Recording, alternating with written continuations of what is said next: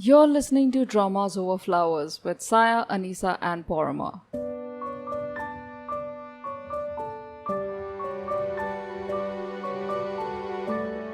Hi, I'm Paroma, and welcome to A Spoiled Yak. We are going to be covering The Red Sleeve, which aired in December in 2021. And it took us a while to get to this drama because we wanted a very special guest who we have on board today, who is Mimi from the Talking Cupboard. Say hi, Mimi. Hi.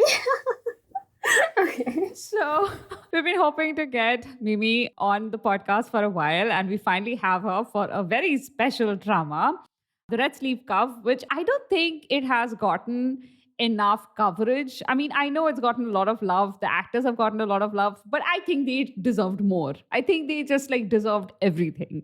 It was so great. The direction, the screenplay, every actor cast, I could barely think of a single thing, a single note that went wrong. So let's start, first of all, with what were you expecting from the Red Sleeve Cup? We all knew that it was an adaptation of a beloved novel by Kang Mi Kang called The Red Sleeve Cuff. It had won awards. It was a very well known novel. It was also based very faithfully on true historical characters. We knew all of that stuff, but Korean dramas don't exactly, especially recent historical Korean dramas, don't have a great track record of staying really faithful to historical events. So when you first heard about the Red Sleeve Cuff, what were you expecting? I think I first heard about the Red Sleeve casting news back in 2020 when it was first announced that other actors and actresses were on board, but suddenly they left the production. So the production was searching for brand new cast. Can't really remember if it was Lee Se-young or Lee Jun-ho was the one who was first attached to the drama. But I think it was in June 2021 when they finally confirmed the news of them joining the production. So I was excited because I've seen both of them, especially Lee Se-young in a saga before, and I actually fell in love with her through her portrayal in The Crown Clown, the one with Eugene, right? Okay, and Lee Jun-ho. Okay, I actually watched him in The Good Manager, Chief Kim. Chief Kim, oh God, he was so good in Chief Yes, Kim. Yeah. he was so. I don't know, I don't know how to say it, but yeah, It was really good performance. Honestly, Yeah. that's the first time he came to my radar as well. Yeah. I didn't know anything about this actor before that. And Chief Kim he had such great range. He Yes. started off being completely insufferable. And then he became this frenemy with our main lead. Yes. And he just transformed the entire thing. I loved Okay. him in it. Did you end up watching Just Between Lovers? Okay, I'm actually saving it for a good, really good mood for me to actually go into that drama because it's a mellow, and actually I don't really fare well with mellow actually. So Yeah. I've been saving it for a proper time for me to properly get into it. So I've actually watched all Jun-ho's movies actually, but not all of his dramas. Yeah, I haven't watched any of his movies, but I loved him in Just Between Lovers, which Oh. you're right, it is a bit of a mellow. Yeah. Yeah, I don't think it's too depressing though. They have a lot of light moments. They have really lovely moments between him and the main female lead, Yes. whom I love, and I can't recall her name. Give me a second. Let me just look her up for a second. One Zina? Wanjina, correct. She and Jun-ho managed to create this really sweet and warm relationship that just elevated, it kind of rose through all of the sad stuff to become that shining thing that you watch the drama for. So it was really nice. Yeah, I did not enjoy Walk of Love, so I abandoned it one episode. And then finally, the Red Sleeve. I feel like I've been waiting several years now for Jun-ho to come out with like a good drama, and he finally has. And what a great drama! Yes, absolutely. Have you watched Lee Se-young in anything before? I think I watched her in an older historical drama, which was a very lengthy one on KBS. The one called the Jewel in King's- the Palace? At that time, I couldn't recognize her because at that time I was quite young as well. So Yeah. I only knew Lee Yong-a from there. And what's the historical drama's name? The Great King's Dream. Okay, because that one was not that known internationally, I think, because Lee Se-young was portraying a very short role of a first A love. shrine keeper? Sorry? A shrine keeper? Yeah, that one. Okay, I've forgotten all the details about it, but I really love her there. I have not watched it, but I looked up on my drama list and it says a shrine keeper. Yeah.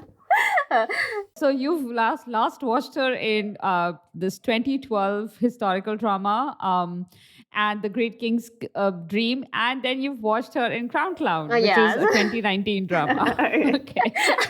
Because I mostly watch historical dramas and modern dramas. She has the kind of face that just really suits historical dramas. I realized that when I saw her as the queen in The Crown Clown. Yeah. Before that, of course, I first saw her as a this zombie yes. K-pop wannabe in A Korean Odyssey. Yes. Hwayugi, right? I loved her so much there. I like the moment I saw her, I was like hooked. I wanted to watch everything she did after that. And I pretty much did. I watched The Crown Clown. I watched Dr. John for her because otherwise it was unbearable. I watched Memorist. I watched Kairos because Kairos was great. Yes, I think I remember another drama I've watched Lee Se-young in, The Vampire Detective, the one with Lee Jun and Oh Jung-se. That one was Vampire Detective. Yes, Yeah. she was in Vampire yes, Detective. yes. I did not. At that point, I did not know of her. Okay. So I did not watch Okay, I watched her in that. Okay, cool. So that is basically how we start off with these actors. Like both Jun-ho and Lee Se-young had built up credibility as like good actors with like diverse roles. But I don't think anybody knew what to expect of these two actors in these roles. Yes. And I remember that when I first saw the trailers, I was both like overjoyed because this was finally shedding some light on like the court ladies of the palace. Yes. But also I was like, well, do I want to watch another drama about how the court lady falls in love with the king? I mean, this feels like, I mean, why? Why? This is so much like one of those, boss secretary dramas. But the historical version of that, right? Yeah, the historical version of that. Except that the boss can have you beheaded if you're not ready to sleep with him type stuff, which is just really, really serious. So, yeah, I mean, I wasn't entirely sure what they were going to do. I was especially skeptical of the part in the synopsis of the drama where they said that she initially resists marrying him, or rather becoming his concubine, but eventually she realizes that it's good for him so he can become a better king. She kind of gives in, and I really hated that. And what I hadn't realized at that point was that this was being drawn from actual historical events. Yes. And I realized that subsequently, like right before I started watching the drama, I was reading a little bit of background on these characters. So that's when I realized, oh my God, the storyline that they have set up is extremely faithful to history. Yes. So I start watching the drama. And I think it was by the end of the first episode, and I don't know how Korean dramas do it, but whenever these historical dramas start with like children, they always have like the deepest, saddest, but also the warmest beginnings. And you're like hooked, and you basically want the children to keep playing the characters forever. Yeah. Okay. Like The moon that embraces the sun because that one the Yeah, but also like the king's affection. I swear Ah, the yes. first 1.5 episodes with the kids, they were probably the best. Yes. Because they had the kids.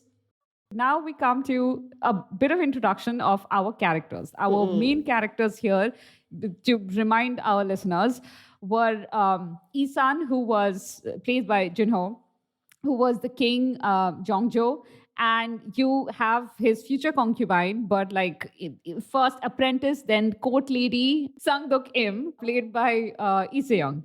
And I know the timeline focuses a lot on Lee Jun-ho's, I'm sorry, the king, Yeah. King Jongcho's main milestones of his life.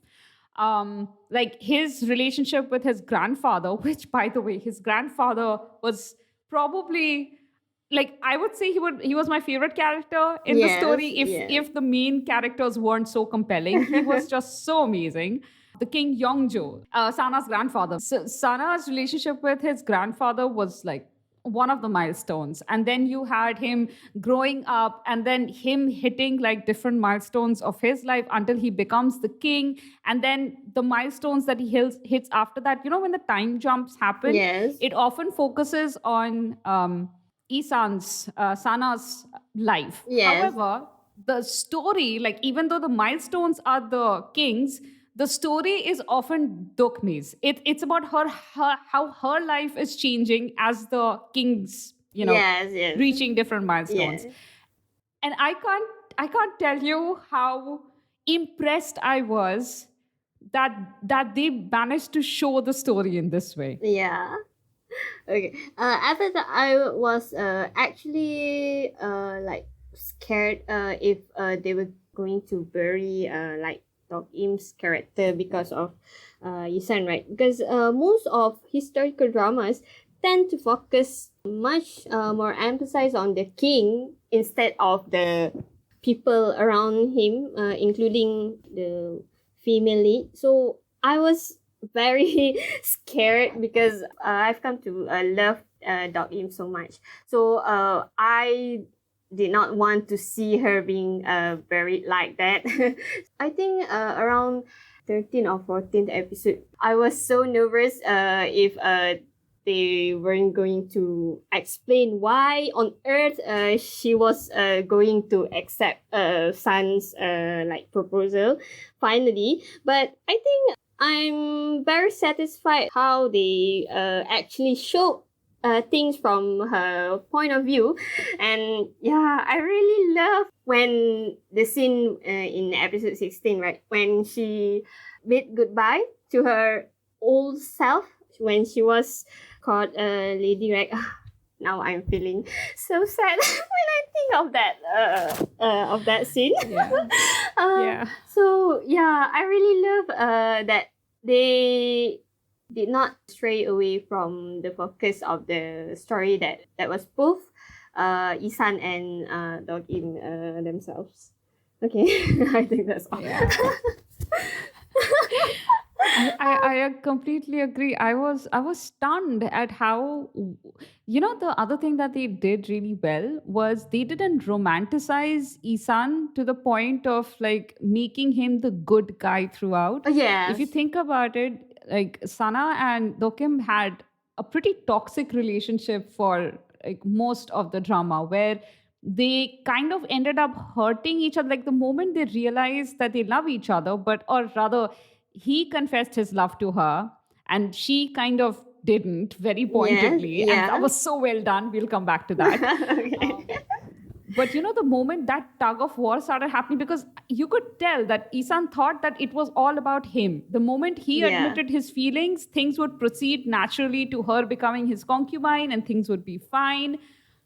But things didn't go that way. Yes. And there is, even though he's a very good person, he does have the entitlement of a royal. Yes. He's trying to be respectful of her boundaries because she's enforcing her boundaries. Yes. That respect didn't come out of nowhere. It comes because like she's consistently over time enforcing her boundaries. But also it's hard for him. And over time he grows to resent her because how dare you say no to me? Yes, he was a king after all.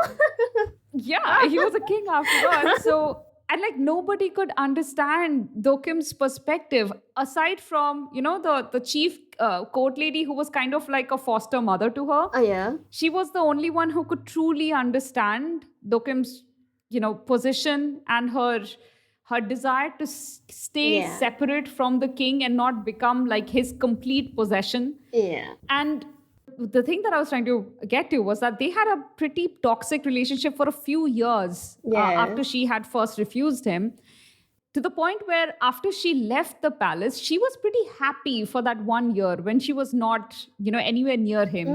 She yeah. was going about getting her, like selling her transcriptions. She was staying at, the princess's house within her household. She had an independent living.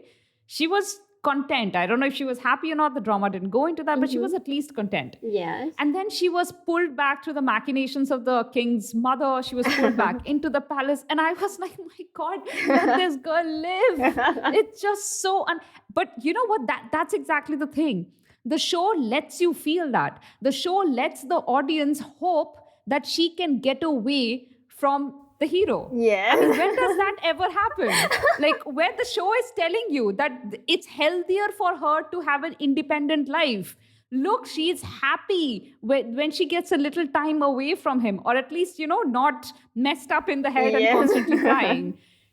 Like, the show is making the audience root for them to be apart. So that when she finally gives in and becomes his concubine, it's not a great happy ever after where they have kissed and they're going into the sunset. It's a tragedy. Yes.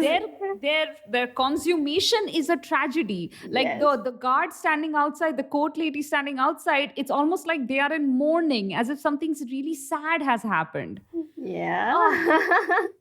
Probably because we know about their history, right? So it was like, okay, it's finally happening. Oh no, oh God, we are going for the tragedy, the big tragedy. I was like, okay, I'm happy for them, but because we know what will happen after after that. So I was happy, but at the same time, I was so nervous.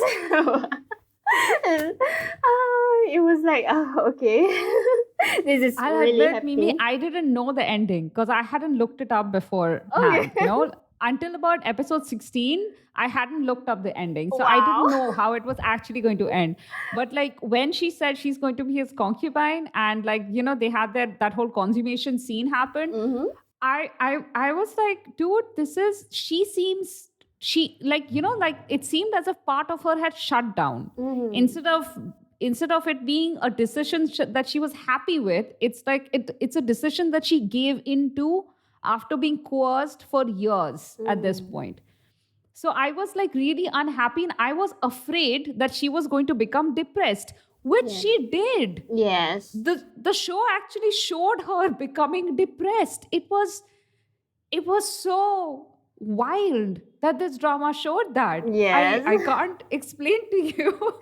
Yeah, I understand where you're coming from because, I went in with the expectation that they are going for a very sad ending.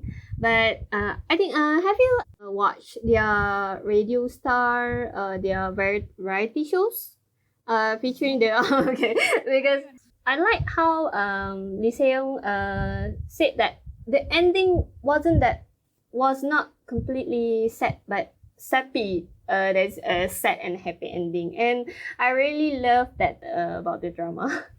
Yeah. I mean, if you already know the historical real story, then you would already be expecting an unhappy ending.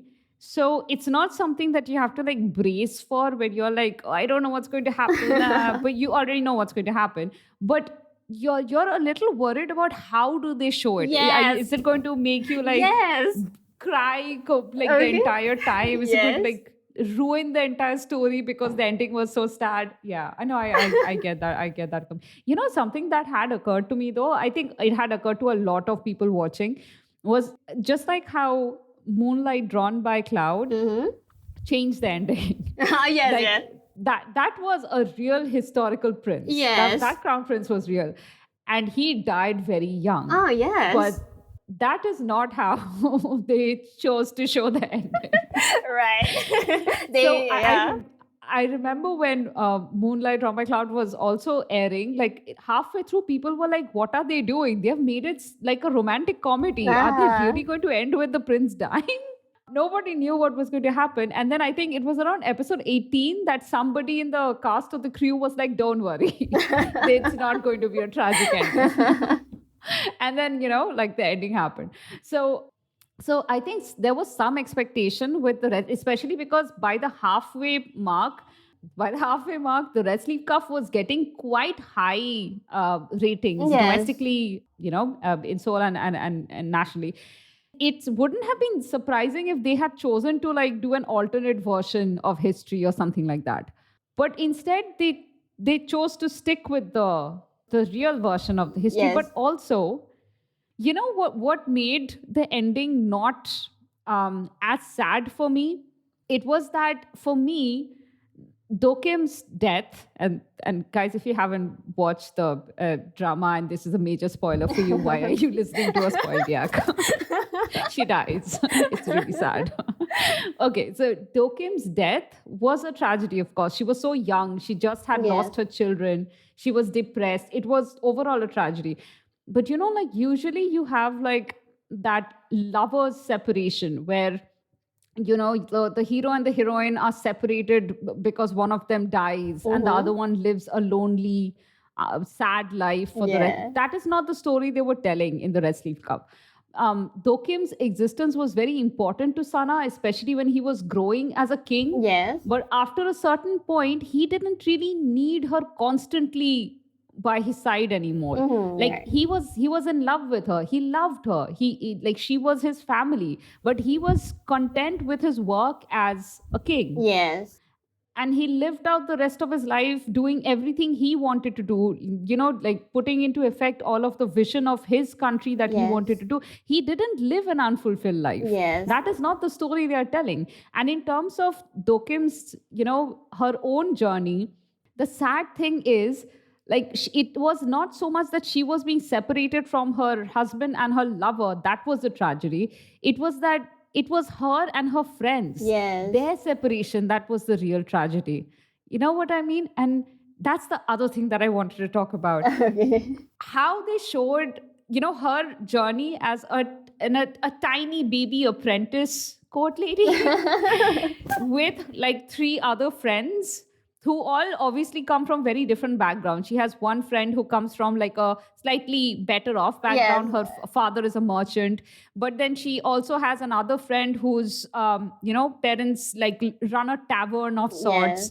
So they all come from different walks of life. And they have essentially, for whatever reason, were kind of not, quote unquote, sold to the palace because their parents decided that at some point in their life, they could not take care of their child and the palace can do a better job.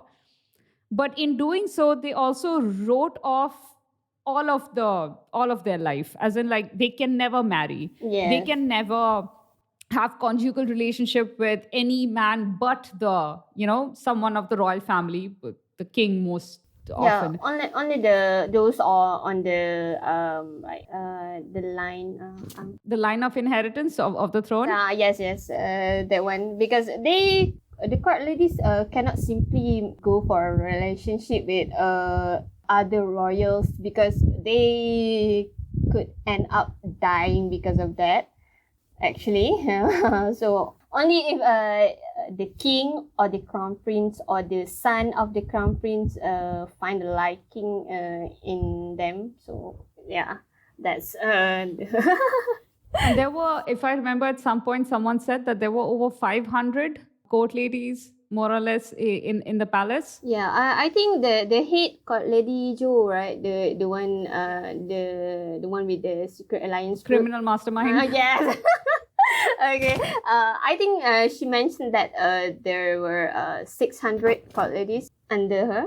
Yeah, wow. I mean, that many women sort of beholden to the palace and kind of restricted to the palace. They couldn't really leave or have any existence they couldn't even have holidays outside the palace unless, their direct supervisor gave them permission to go Yeah. out to do something. It was a very restrictive living. But I suppose from their perspective, the alternative was often starvation and death Yes, outside. yes. So, Yeah, balances out, I suppose. at least they can help their family with their pay because court ladies got very stable pay compared to other jobs outside them. Yeah. So in that way, they could be like productive members of their family, Yes. and they were also of service to the king. So Yes. in a way, for the first half of the drama, they did a good job of like drumming up the importance of court ladies Yes. to the system of the palace. Like Yeah. the palace would stop running if the court ladies suddenly up and disappeared. Yes. With the fairy analogy that court lady Joe was giving. Yes. I did find that whole situation with like the court lady Joe having like an underground court lady rebellion brewing a bit over the top. Honestly, I also thought of same thing actually. I mean, like she had a throne and everything. Yes, She had a- the throne was okay. I was like, oh, that's too much. How could no one notice that there was a space and she was? How did she build that throne there? I was I was actually wondering about that. I have absolutely no idea. And like, what was the ultimate plan, really? I mean, I suppose it in itself, the idea that Court Lady Joe was very powerful Yeah. makes perfect sense. Yes. She used to be very close to the previous king, which was Sana's grandfather. Could have become his concubine, but was Yeah. rejected. She Yeah. kind of like took that resentment really deep into her heart. She's played by Park Ji-young, by the way. Yes, she was amazing. And yeah. Yeah. And of course, for years later, she has very quietly concocted plans to overthrow the previous king. It's like a lot of things have happened over the years, and you do feel the sense of years passing between Sana's grandfather's generation to his father's generation to his generation. Yes. Like how the entire court system has slightly evolved, but so many resentments have been passed on from generation to generation through these three royals. Yes. All of that does come together really well in Court Lady Joe's storyline. And I think her ending was also really poignant in that she didn't trust the king's word till the very end. Yes. So I thought that was great. But the whole her leading the underground rebellion, oh God, that was just... That was yeah.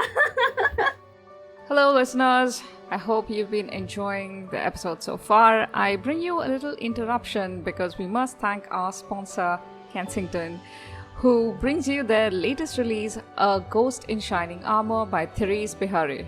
In this romantic comedy, a woman with a supernatural talent is haunted by one persistent spirit and a seductive, impossible love. Gemma Daniels has never been quite the down-to-earth woman her adoptive parents raised her to be. She even has a unique gift. She can see ghosts, and she likes helping them settle their unfinished businesses. But the stranger she impulsively kisses on a bed is not only a phantom, he is determined to help her. And the only way Gemma can explain his presence is to start pretending that they are a real-life couple. Levi Walker lived and died to save his sister. Now he's got a second chance at life if he assists Gemma in reuniting with her long-lost sibling, and then never sees Gemma again. But as he starts to enjoy her irrepressible personality, he begins to find it very hard to abide by any rules at all. So Gemma is falling for a ghost with a dilemma, while Levi must decide what loyalty and living is truly all about. They must risk being real with themselves and each other if they are ever to claim true love. Author Therese Bihari is a South African romance writer of several acclaimed novels, including And They Lived Happily Ever After and the One Day to Forever series. If you have enjoyed the works of Abby Jimenez, Alicia Rai, Gwenda Bond, or Irene Sterling, then A Ghost in Shining Armor will be right up your alley. You'll find a link to the book in the description. It took quite a lot of screen time, right? From the 8 episodes. Lots of the screen time being dedicated to that secret group of Court Lady Ju, right? But I'm actually a little bit disappointed that they did not make use of the group until the end, because it was as if the group died with Court Lady Ju. Court Lady Jo, yeah, that didn't make much sense. Yes, because she actually passed over her position in that group to her niece, right? But they were instant turned into like this assassin group. It would have made a lot more sense if they still remained like a quiet, covert group, like kind of like the Freemasons within the institution of the court ladies, quietly hatching certain plots and like executing them very quietly amongst like small groups. That would have been more thrilling, but it would have also maybe what it would have done is made us see the whole court lady, like all of the court ladies, with a degree of suspicion. And I think what the writers wanted to do was make us see majority of the court ladies as kind of like lambs, like they were innocent and they were helpless. Whereas Dokim had her own ideas about what she wanted to do, and they were very firm ideas. The rest of the court ladies were, sort of happy to go, not happy, but like had given in. They had accepted that this was their lot in life. Even the more rebellious of her friends, they understood and accepted that this was simply how life was going to be for them. And that made us see them with a lot of sympathy. But the moment you introduce characters amongst this group who are ready to rebel and like kill the king to get their freedom, you immediately put us into a situation where now you're thinking that, I mean, do I like the king more or do I like the court ladies more? You start seeing the court ladies as a threat. So they couldn't just leave the court lady covert system to still exist after Lady Jo's death, because if that happened, then we wouldn't go back to just sympathizing with the court ladies. We would still be looking at the group of them as like potentially a danger for the king at some point. From a writing perspective, that's how I see it. But I still find that whole throne thing so stupid. There is one other character that we have to talk about. Traditionally, he would have been our second lead. He was Hong Dok-ro or Hong Guk-young, played by Kang Hoon. And I don't think I've seen Kang Hoon in anything before. At least I don't remember him from anything. And he was surprisingly effective in this role. I thought he was going to be like that pleasant, sweet, the nice second lead who does everything right and nice for the heroine, but she still chooses like the more abrasive male. No. This guy is like super two-faced. But what you love about him is like he's smiling at Dokim, for instance, and telling her that your life doesn't matter at all. You're completely disposable. And like she doesn't know how to grapple with that smiling face spouting such poisonous words, and the audience doesn't know how to grapple with it. Like I'm staring at the screen going, what have you created here? But I love his character because of that. So do I. I really, because at first I saw his character poster, right? This is my first time hearing about his name, actually. Actually, I'm a bit concerned because he's really good looking, right? That pretty boy style, right? But I was actually worried that, okay, is he going to be okay for this role? But I really love how he portrayed the role of Hong Dok-ro here. And I'm going to follow Kang Hoon's career from now on because he's got that potential to be like a two-faced guy. So I think he can do more in his future roles. Okay, now I'm fangirling. I'm fangirling too. I'm totally going to follow this guy in whatever he does. He's got such great range. Yes, absolutely. Okay, but in this particular drama, what I found fascinating was how, Kang Hoon's character was not unlike Lee Se-young's, in that at a very young age he was bound to the king. Yes. He had to be his companion. He didn't really have a choice, and his existence depended on the crown prince liking him, Sana liking him. So of course, the first time when that lie he told, where he took credit for something that he hadn't done to win Sana's approval, it makes perfect sense, because this young boy from this very poor family has been put next to the crown prince and told to befriend the crown prince, but the crown Yes. prince doesn't trust him, and his survival depends on the crown prince trusting him and keeping him close, because at some point the crown prince would be old enough to shove him away, and then he's Yes. going to be useless. So he lies, he takes the credit, because that wins him Sana's approval. Yeah. But that one lie starts him like on a cascading effect of things, because even though he's getting all of these education, all of this stuff, imagine the child's mind being under so much pressure of constantly controlling his environment, like watching the crown prince, watching other adults and other Yes. characters in the palace, and always trying to position himself perfectly so that he can survive. And he grows up like that. How can he not be manipulative? How can Yes. he not be what he is? Yes. I He was was- just He was groomed to be one, yeah, in that environment, right?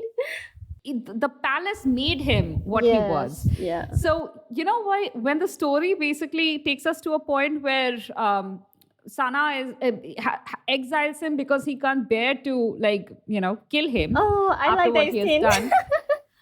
I really love that scene. I really love that too, because he didn't believe, till the last moment. Dokro did not believe, or Gokyong, he did not believe that Sana would actually punish him, Yes. because their relationship for so long had been one of Sana trying to be understanding, because somehow he did understand the power dynamic and the play it had on this boy's mind. Yes. And he said that he kept giving him chances, but I think what he was doing was, in a way, he was apologizing for the life that this boy had to lead, because he was chosen as his companion. And eventually, when you reach a point, like, he had done nobody any favors by never punishing this boy. I think he had so much patience for all the things he did wrong, Dokro did wrong, was simply because Sana felt guilty. Yeah. Like that moment where he's like, he has to give the order to have him killed, but then his bodyguard, I forget the actor's name, the one who played his Kang Tae-ho, the character is Kang Tae-ho. Kang Tae-ho was the characters, played by Oh Dae-hwan. So with Tae-ho, was protested against his death, and he said it pretty explicitly. I'm protesting against it because I don't think the king can live with himself if he has you killed. And so he has him exiled. But what I find interesting is that this guy, who all his life tried to survive within the walls of the palace because he had no choice, finally gets exiled, but now he's addicted. He wants to get back next to the king. Yes. He can't just live his life outside. He needs to get back to that position of power. He needs to get back to that position of trust. So he runs around applying to everyone he can to, please take me back to the palace. This is just it. This boy, it was the psychological abuse that he's been through. It's done really bad things to his mind. Yeah. Whereas when you have Dokim exiled from the palace, you can see that she has no urge to go back to the palace. Yeah, she was happy. Was really happy and bright, and I think she was back to her old self. At that, in that one view, right? I completely, exactly. So she had so the two of them, while I find their trajectories very similar, both of them were stuck in the palace. Both of them had to suck up to the crown prince to kind of survive. Both of them had to look at the royal family as the one they did all of their duty for. Yeah. Also, their respective position in society was decided by the favors they got from the royal family. Yeah, exactly. Everything was about the royal family, about the palace with them. But the moment they were exiled, whereas, Dokim was like, I'm finally free. Dokro was basically stuck. He wanted to just go back. He Yeah. didn't know any other world. It was at his he lost his I lost that word. Purpose of life? Yeah, actually. Okay. Agreed. Yeah. I agree. Because yeah, he lived his whole, like, not really whole, but most of his life devoting himself to make Sun a king, right? And then when Sun sat on the throne, he got all the power, privilege to do lots of things according to his way. But at one point, I think that was also the reason for Sun to start suspecting him, because sometimes, okay, maybe many times, he went over the top, like overstepping his boundaries, right? He was overstepping his boundaries. Like, he kept testing how far he could go, Yes, because he thought actually, he would yeah, exactly. be forgiven anything that he did. But it's actually yeah, it's really heartbreaking to see how Sun said that Dokuro was never his person from the His true friend. Yeah. He was never his person even from the beginning. And I think that was the one thing that really broke Dokuro. And then he was exiled, and then he just lost everything, his goal, his purpose in life, and all the trust Sun had in him. So he lost everything, and the only thing that remained is his shell. He was not really living, I think, before his death. And then he also saw that Dokim returning to the palace, while he failed to do so. And I think that was the final straw which led him to his death. I think that was what the drama was trying to tell us. Like, he having lost his life's purpose, there was nothing else driving him on. Like, in a very real way, having that position next to Sun was what was keeping him alive. Yes. Because aside from that, he had lost everything. And not just the purpose of his life, he had lost his sister, basically kind of sacrificed her to his ambition. Yes. And I mean, look, from our modern perspective, when we see a 13, 14-year-old girl being married off, that is definitely awful. Yes. But from his perspective, he was ensuring the future happiness of his sister. So I'm not really talking about that. In that age, that was a perfectly acceptable thing to do. Except he had lived in the palace. He knew Yes. how toxic the environment was. He, of all people, probably should have known the pressure his sister was going to go through, Yeah. being a very different natured girl. Like, she was not like her brother. She would not survive so easily. But he miscalculated. And Yes. then she ended up passing away. I did really like that even through historical language, they tried to explain depression. Yes. Like, technically, Sana lost two wives to depression. The first was Dokro's sister. Sister. Yeah, his earlier concubine, and then, much later, Dokim. Yeah. Because while Dokim had other issues as well, we could all pretty much, like, at least through the story, you could tell she primarily passed away after taking blow after blow after blow. And coming back a little from all of that, there is a moment in the drama that I really enjoyed. Because, again, not something you easily see in other dramas. So you have several, like, practically, probably, in between episode 12 and 14, somewhere this happens. You have Dokim's friend. One of her friend has been kidnapped, and this has been masterminded by Dokro. You know what? This was such a wonderful story overall. However, there was way too many masterminds doing nefarious things in this cave with the throne. Just saying. So Anyway, so Dokim's one of her friends has been, she's a court lady, has been kidnapped. Other court ladies had been kidnapped. They kept hearing that yes, the king was doing investigation, the crown prince was doing, but nobody was really getting back to nobody was telling the court lady what investigation is going on. Nothing, nobody seemed to be taking it very seriously. And then eventually Dokim decided to take it upon herself and do her own investigation. Yes. And then just as surety, she sent a book of records, the proof that she had found to the Dowager Queen instead of to Sana. And that was her way of basically creating a situation where she would have the Dowager Queen come to save her, but also she didn't want to depend on Sana because she had asked Sana about it and Sana had said, fine, I'm investigating, but she could clearly see that this was not something he was very invested in. Yes. He was not talking to her. As much as he loved her, as much as he needed her in his life, he would never really talk to her. He would not tell her because he was managing things on his own. And honestly, in his mind, some casualty was fine. He was trying to figure out how to handle Dokro. He knew everything. He knew that the thing was being done by Dokro, where it was being done, where the women were being held. He knew everything.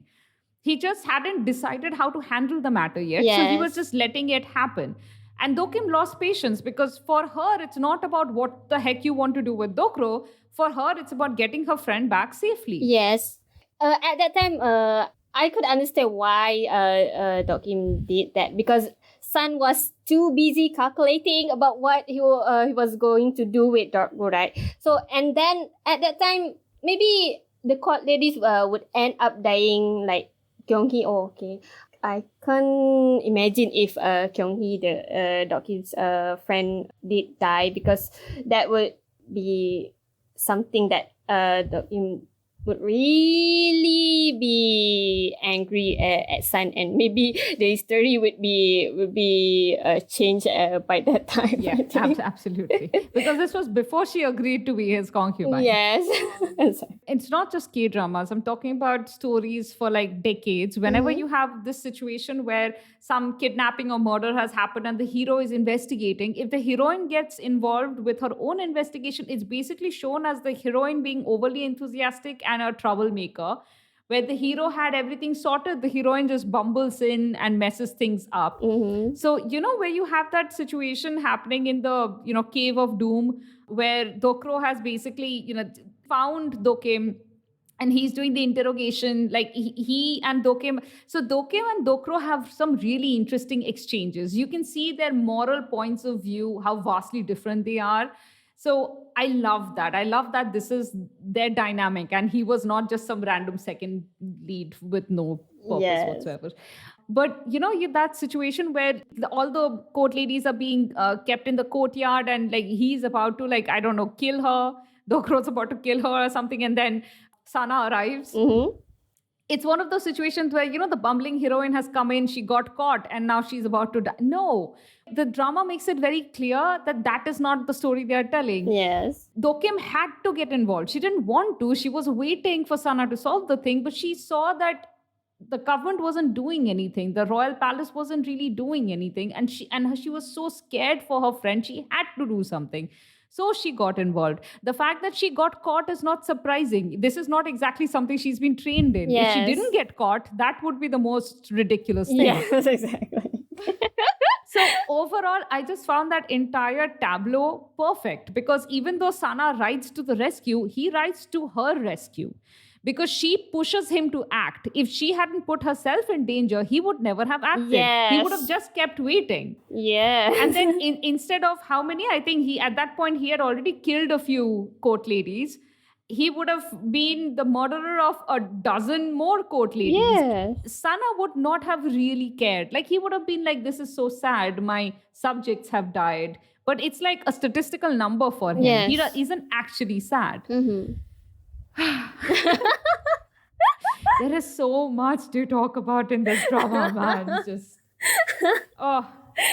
So yeah, that was again, these points in their relationship that you practically never see, and just in general storytelling, especially when a strong romantic pairing like these two. are practically meant for each other in every way that we understand, Mhm. romance. Yes. But also, they would, especially Dokim, would be so much happier if they never got together. She would be alive, for one thing. Yeah, she'll be alive for longer, I think. Maybe reaching the like Kyunghee ended up as the hit court lady, right? So maybe she would end up like that too. Yeah. Quite possibly, like, she had the grace and she had the leadership skills to probably end up becoming one of the head court ladies. And she probably would have ended up living till her 40s or 50, or maybe even older. But the, like, 40s was like the average lifespan at that point. Maybe until 50s or 60s. My goodness, such a long life. So she could have had that, but instead, but as you pointed out, if she had lost her friend at that point, she would never have agreed to become his concubine. Yes. However, a few years later, after she became his concubine, he puts one of her friends to death. Yes. Nobody kidnaps the court lady. Nobody, like, there is no external evil. Sana puts her friend to death for having broken a palace rule of, like, not sleeping with another man. Yes. It was like the kind of rule that he should have been trying to change, but he had no interest in liberating court ladies. He didn't even see that as a problem. Mm-hmm. He, despite loving Dokim as much as he didn't see her imprisonment within the institution of the palace as a problem. Yeah. He never saw that as a problem.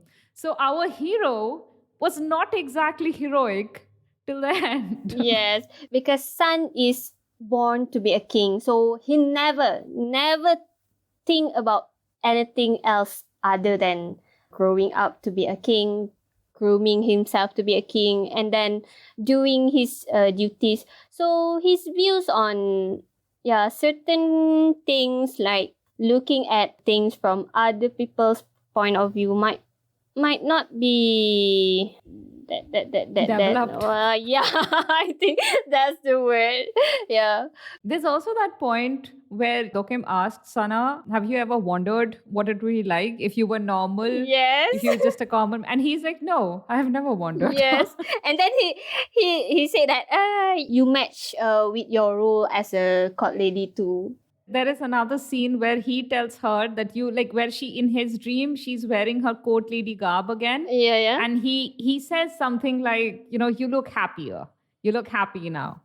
Because he does remember her being happier in her, when she used to be a court lady who was not completely free, but definitely freer than a concubine. Yes. So he knew, part of him knew what Dokim was going through because, he loved her. He understood that this was difficult for her. And for a man in his position of that time, he tried to respect her choices, respect her belief system, he tried to bend the palace rules as much to her convenience as possible, but it was not enough. It was not enough by a mile. Yes. He went against the rule just for her, not for the rest, for the whole institution of court ladies, right? So I think he said it many times before, right? He only cared about his person, that was Dokim, instead of the other court ladies, right? Yeah. Yeah. So I mean, there were times when Dokim tried to make him realize that certain things were wrong for all court ladies, but he was like, I only care about you. Yes. So before we start wrapping this up, there is one more character that I have to talk about. That was the older king, Sana's grandfather. Yeah. Probably slightly paranoid, definitely at the end dementia-ridden King Yongcho, who was both cruel and charismatic. Yes. And at times he was so sympathetic. And then he was so... there is this moment where he just says, like, Dokim has done something and then she's been brought to the palace, and then very dismissively, because he's like impatient, he's having a bad day, he has a headache, he's like, just cut her heels and like send her away. He doesn't care. Like, he's meting out punishment suddenly and brusquely because his mood is bad. Yes. But then this is also the same man who, when Dokim was a child, had given her his favorite concubine's written book Yeah. because the child had touched something in him and he just wanted to be nice to her. Mm-hmm. He was so dynamic. He was so dynamic. And I could understand why Sana, his grandson, feared, hated, and loved him. Yes. He clearly loved him. Like he hated him, he feared him, but he also loved him. And you Yes. could see why. Yeah. Okay. So he was definitely standout character for me. I was not expecting to love King Yongcho so much, played by Ida Kwa. I'm just mesmerized by how he created this king. I Yeah. mean, I couldn't hate him. Part of me was in awe of this guy. I could totally see him as a king, not even a terrible king, like just a very, very flawed king Yes, exactly. who made all the wrong choices. I mean, it's the drama does such a good job of actually looking into the character beats, like how a man with an ambition, like I'm talking about King Yongjo here, the grandfather, how he rose through, he was a commoner. He rose through the ranks to become the king. He fought a lot of other, like by commoner, from what I understood, he was basically the bastard son Yes, of he was- a previous ruler, Yeah, right? because his mother was from a very humble class because his Yeah. mother was originally a court lady too, right? So he has this, he had this like Insecurity? yes, insecurities, and he actually spent time, quite some time outside the palace before he was brought into the palace, and then he was just the second son to his father, the King Sukjong. So there was his brother, the crown prince, and so no one was batting an eyelid at him. So he was like, how could I say it? I'm losing my words. Yeah. Oh my god. Yeah. So I've watched quite a number of shows featuring Yonjo in different phases of his life when he was just a prince, and then he went to become a crown prince while his brother was the king, and then finally becoming the king, and there were lots of things happening to him, and then he also had to order for his son to be left to die. So that was very tragic for someone. And then he still lived a very long life, right? So he was the longest reigning king of Joseon. Really? Yeah. Wow. He did see, he was like 80 years old or something by the time he passed away. He was born in 1690 something, and then he died in 1776. So 80 something lah. Yes. Yeah. Wow. So he would have been like a very, very long-lived king. And he saw so many tragedies in his life. So it's not really surprising that the man ended up that way. But even then, at the very end, there is that very emotional scene between him and Sana in the middle of the court. Yes. When he can't recognize his grandson, he treats him like how he treated his son. Yes, like he mistook him as Crown Prince Ado, and that was... And Sana just like cries out, recognize me. I'm not your son. I'm not your son. I'm Sana. I'm your grandson. Yes. And Jun-ho does that moment so well. I went back and watched just that scene a few times because it gets me choked up every time I watch it. And then there is that moment of recognition in the king's eyes. Like he recognizes his grandson and the fact that he really loves his grandson. Yes. But this guy is really old and there is just so much trauma and so much. Plus he has dementia. Yes. It was just so hard. Yeah, okay, you know what? Now that I'm thinking through the storylines again, there were so many situations. Like, of course, palace machinations go on in every story. Like, I'm sure it went on in real life as well. But like the number of times Dokim had to run in to save Sana, like in some massive conspiracy. I know what you mean. Right? Sana wouldn't have survived like toddlerhood if Dokim hadn't been around to like save him from like the bushes or something.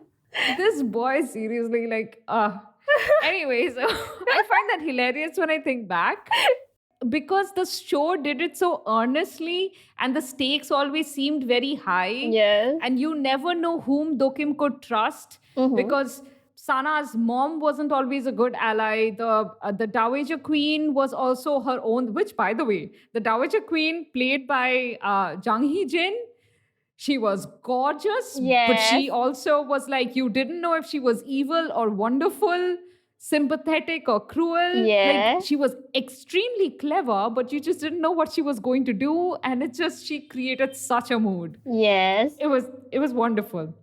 I also found it hilarious that there were people who were basically fighting, like jealous over Dokim, because Dokim was the kind of person. I think it was the Dowager Queen who said this, that you're the kind of person that people would like very easily. You have that quality. But that also means that you would probably have a tragic end because everybody would try to acquire you. And that's exactly what happened. Yes, like Lady Joe's niece also said this, right? Having too many people like you will also become Yeah. poison to you. Because Correct. that was Exactly. okay. This entire drama. I have goosebumps now that we're talking about it. I have goosebumps right now. Oh. I still feel like crying every time I think of certain scenes. Until now, oh God, I don't I think know. I thought I would get over it by now. I Yes. thought I would have for instance, when I was watching Mr. Queen, I thought that was like such an amazing drama, Yeah. but I got over it really quickly, actually. In a couple of weeks' time, I got over it. But like with the Red Sleeve, I'm still like, I think of certain moments and I just sit there and just think about it for a while. Like I steep back into it. Oh. Yeah. Okay, I think I spent like the first 2 weeks after the ending, right? I think I spent like after work, I would think of the drama and went to bed crying. That was such. Oh my okay. God. Yeah. Okay. So I think after that, I didn't really cry for every night, but okay, but still, I'm still crying from time to time actually. So I was trying to distract myself with other dramas, but yeah. This morning also I was okay. Why I'm suddenly thinking about the drama and then okay, I think I might have to cry a bit again. Oh. and I went to watch the scenes in the final episode, right? Where Sun was left by himself to reminisce about his memories with Dokim, and I just okay, I'm gonna cry. Yeah.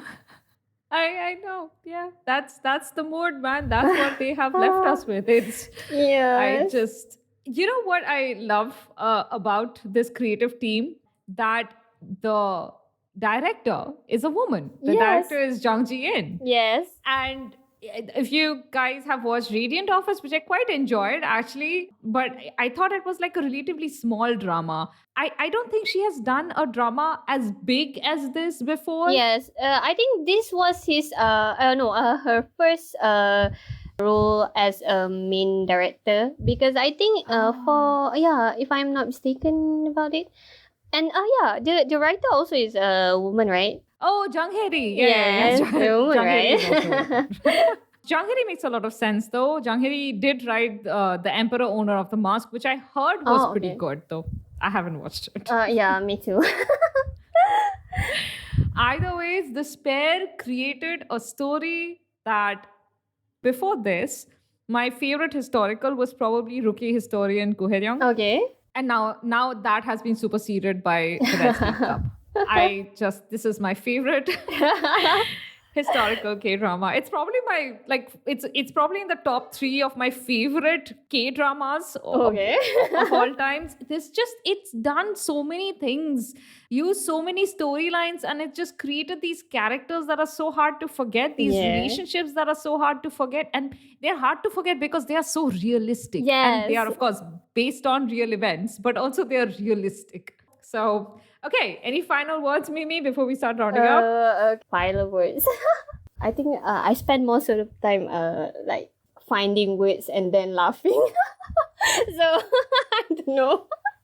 Okay, at least I'm laughing and not crying. So that's a progress, I think. Because I don't even know when I can fully declare that I've moved on completely from the red sleeve, but I'm still hoping that I will never, because I really love this series a lot.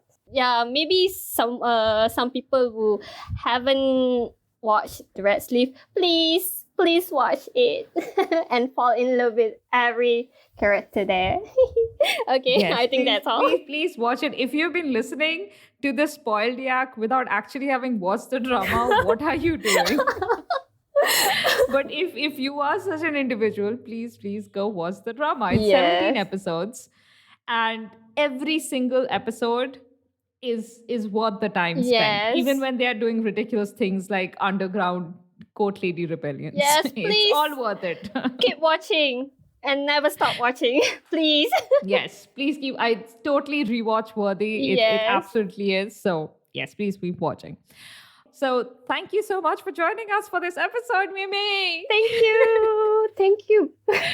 Where can our listeners find you on social media? I think you're on Twitter, right? Yes. Okay. My Twitter is Much Ado About Love. I will put it in the description. Okay. And then you can also visit my blog, The Talking Cupboard, if you want to read something or about the red sleeve. Because I actually wrote a lot this time about the red sleeve, and that's something rare. And I think that's a proof of my love for that show.